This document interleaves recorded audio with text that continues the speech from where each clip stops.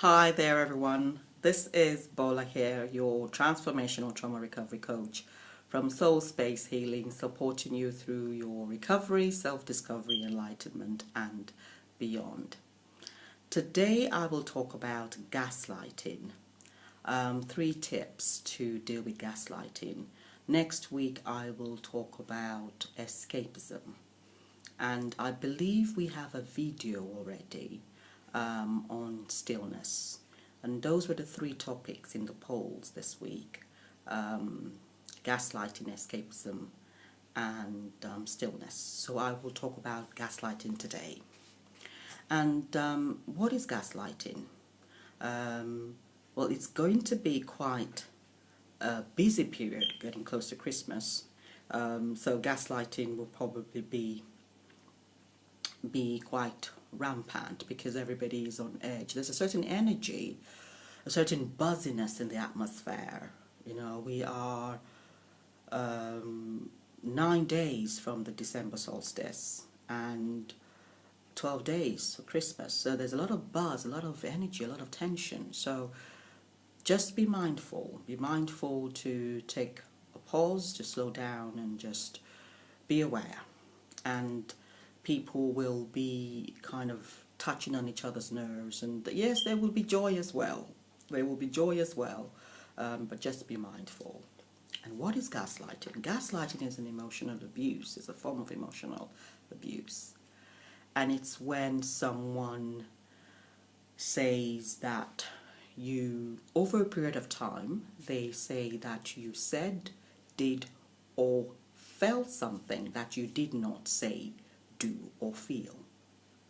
Or they may say that what you said, you did or felt was not done, was not said or done or felt in the way that normal people do it, or in the way that people that look like you do it, or in the way that they expected you to do it. In other words, you were not right somehow. That's the goal of the gaslighter. You were not right.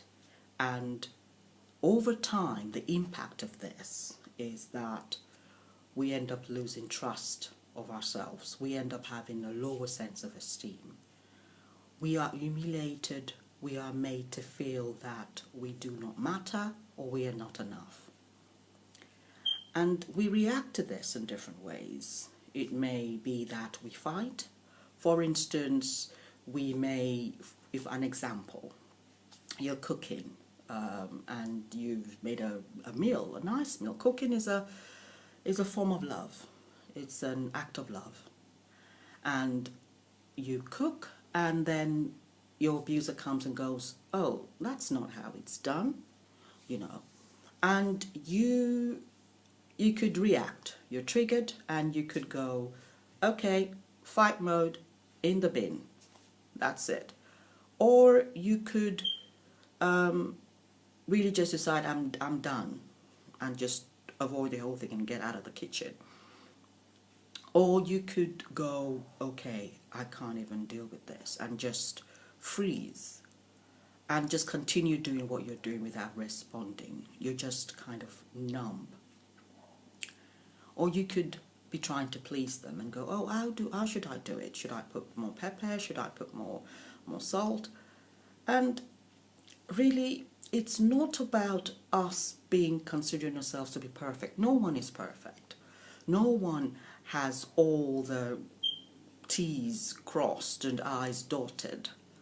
It's about how we respond to each other and how we communicate with each other. And we can be more encouragers than critics in our relationships, because we all need to respect the boundaries set by the other person and have regard for each other. And if we don't, it's a problem, and we need to recognize that. So the triggers will come up. You could either fight, flight, which is to run, or you could just freeze, or you could fawn, and that's trying to please. So the 3 tips that I will share today to deal with it, because however we are triggered, the impact remains. And even though we react if we do not deal with these impact within us, with the imprints within us, with the way that we have come to doubt ourselves, the way we have come to perceive ourselves, if we do not deal with that, it impacts us for sometimes for years.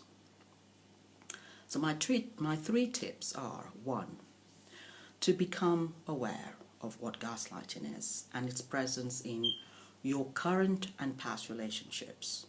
And you will need to decide whether your current relationship just needs a bit of adjustment in how you talk and communicate, or it may actually be a very toxic relationship and you then need to make some adjustments as to how that relates to you. You may want to look at your past relationships and go, oh, did dad used to talk like that? Did mum used to do that? Did auntie used to do this? And it's about you becoming aware of the impact and the depth of gaslighting in your life. And that takes me to the second tip, which is to trust, to begin to have a goal, to begin to build trust of yourself, to turn your doubts of yourself into belief. And that is your goal, to turn your doubt of yourself into belief, to begin to build it. Whatever it is that you think you no longer can do, or whatever skills you don't think you have, set up a plan to begin to develop this. And it is very possible. I had a very little trust in myself with money, and I had to learn to build that trust of myself with money. And we all have different things that we have been made to doubt about ourselves, and we can begin to actually build that trust. And the third tip is to begin to reprogram the lies that we have been told.